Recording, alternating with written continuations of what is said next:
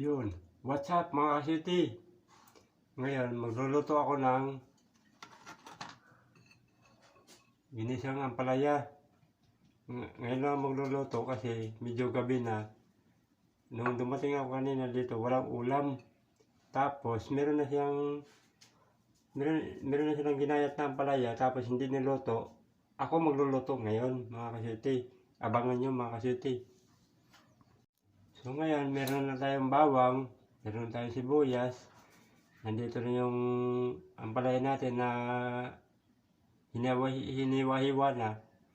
Pagpatuloy ko ngayon kasi nagugutom ako mga ka-city. Magluluto ako ngayon. So ito, panoorin nyo.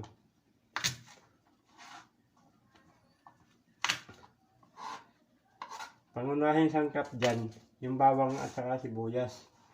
Tapos meron tayong itlog dito. Yun ang paghahaloy natin.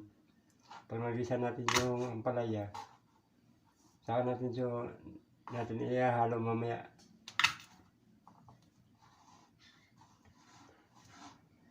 Abangan nyo lang yung mga update natin.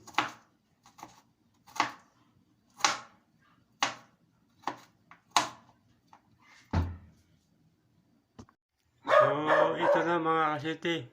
Bubuksan ko na yung ating ladyerman niya. Painitin natin yung kawali at saka tayo magigisa ng ampalaya. Ito na, sisindihan ko na.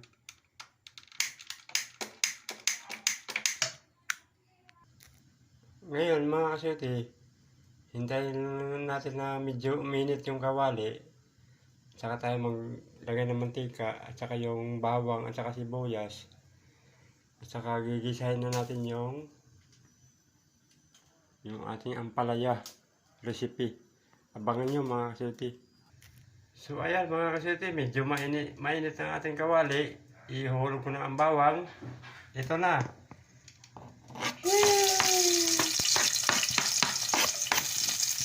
Ganun lang. Tapos isusunod natin ang sibuyas.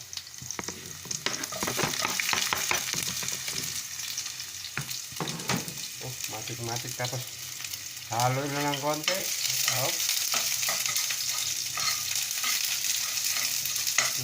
Medyo hinaan natin yung apoy, medyo malakas. Ayan. Kasi kung nandito si Boy Lutong Pinoy, siya talaga magluluto nito. Kaso wala si Boy Lutong Pinoy, umuwi ng probinsya. Ako muna ang gagawa ngayon.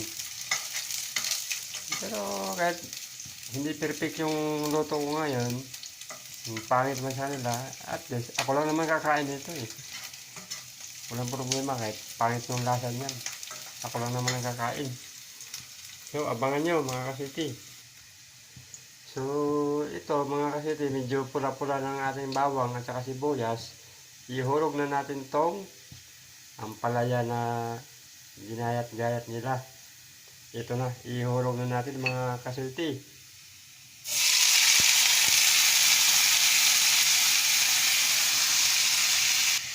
So ayan mga ka-city, ihulog ko na yung ating ampalaya. Ang teknik dyan mga ka-city, para hindi siya pumait, huwag yung halo-haloin na ganyan. Kasi para hindi pumait. Ang teknik dyan mga ka-city, parang baliktarin nyo lang. Parang ganito. Diba? Ganun lang. Teknik dyan. Parang baliktarin nyo lang. Huwag yung halo-haloin na ganyan kasi baka hindi nyo makain kasi sobrang pait. Pag hinalo-halo mo ganyan, sobrang pait yan mga ganito. Kailangan lang, dapat ganito lang. So, baliktarin mo lang siya para hindi siya mapait. Ganun lang ang teknik mga ka-city. Ngayon mga ka-city, kukuha tayo ng yung asin. Titimpla na natin dyan ng asin. Ito yung asin. Ibabaw medyo mataas kasi. Ayan. Siguraduhin nyo mga ka-city na sakto-sakto lang yung timpla nyo. Na hindi siya maalat, hindi siya matabang. Kasi pag sobrang alat, wala nang remedyo talaga yan. Kasi ampalaya yan eh. Hindi bali sana kung may sabaw yan. Kung medyo umalat man, dagdagan mo lang ng sabaw, okay na. may remedyo pa. Ito walang remedyo talaga. Dapat ang luto nito saktuhan lang. Na hindi siya maalat, hindi siya matabang. Tapos, lalagyan natin siya ng magic sarap. Ayan, yung magic sarap mga kaswerte. Kukuha tayo ng isa dyan para timpla natin yung ating niluto. Yes. Kung sa tindahan nagkaubusan ng magic sarap, hindi dito, hindi nagkaubusan. Oh, sobra-sobra. Medyo naligas na nga yung ibang magic sarap dito. Sobrang dami na binili, tapos bukas ng ano, hindi naman nagagamit lahat. So ito na, titimplan na natin siya mga kaswerte. Yun. At saka yung tip ko sa inyo mga kaswerte, pag nagluto kayo ng ampalaya, wag niyong sasabawan. Kasi papait at papait ang lasa talaga niyan mga kaswerte.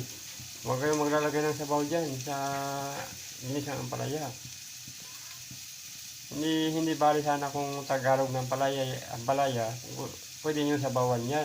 Pero pag ganitong ano, yung nabibili sa palengke, hindi nyo pwedeng sabawan yan. Kasi pangit ang lasa, baka hindi nyo magustuhan. Mapait talaga siya. Tapos pagkatapos nito mga kaswerte, ilalagay natin yung itlog na binati ko na maya maya lang. Ito mga kaswerte, lalagyan ko siya ng konting mamasita para hindi naman maalat, para hindi siya maglaban yung maaalat niya, at saka yung lalagyan natin ng konting tamis. Uy, parang ay tumulo ka. Ayan mga kaswerte, lalagyan natin siya ng mamasita para naglaban yung alat niya, at saka yung medyo konting tamis lang.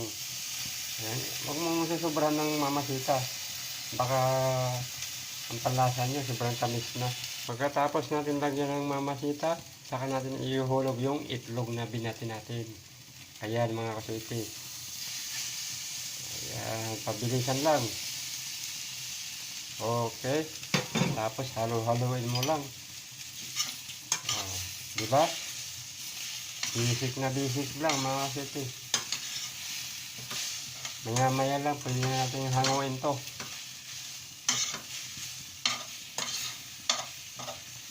Talo pa dito si Chip Boy Logro. Diba? Napakasarap.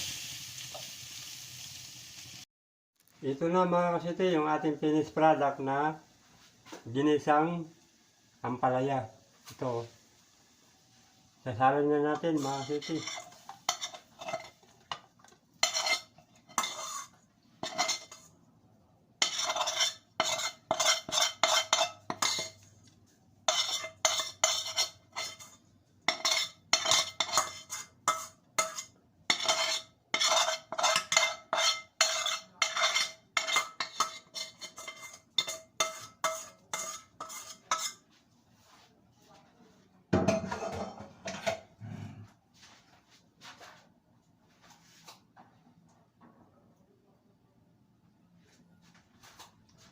So ngayon, titikman na natin mga kaswerte yung ating niluto na ampalaya na recipe. Tikman natin kung anong lasa. Ito na.